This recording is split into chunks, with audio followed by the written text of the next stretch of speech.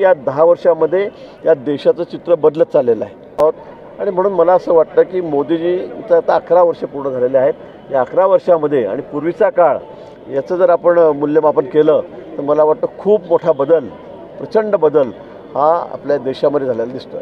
अरे शिवसेना ही शिंदेची असंही ते म्हटलेलं आहे। मग यात काय चुकीचं काय?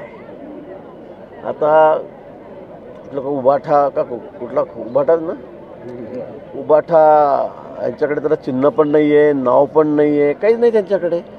शिंदेचीच खरं सेना आहे, शिवसेना आहे। त्यांच्याकडे आता चिन्हही कोर्टाने, सुप्रीम कोर्टाने मान्य केलेलं आहे, सर्वोच्च न्यायालयाने। नाव पण त्यांना त्या ठिकाणी शिवसेना त्यांना मिळालेलं आहे।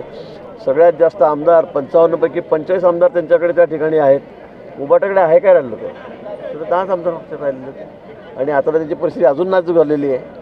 त्यामुळे मला असं वाटतं की हे कोर्टाने शिक्कामोर्तब केलेलं आहे, आम्ही म्हणतो म्हणून नाही, की खरी शिवसेना ही शिंदेचीच आहे। आज योगा दिवस आहे, राजकारणात तुम्ही कोणाला योगा करायचा सल्ला? सगळ्यांनाच। त्याच्यामुळे शारीरिक संतुलनही चांगलं राहतं आणि मानसिक संतुलनही चांगलं राहतं। त्यामुळे मी आधी सांगितलं की दोन्ही गोष्टींचा फार फायदा याच्यामुळे होतो आणि सर्वांनीच मग योगा करावा। मानसिक संतुलनाचा कोणाला सल्ला? सगळ्यांनाच।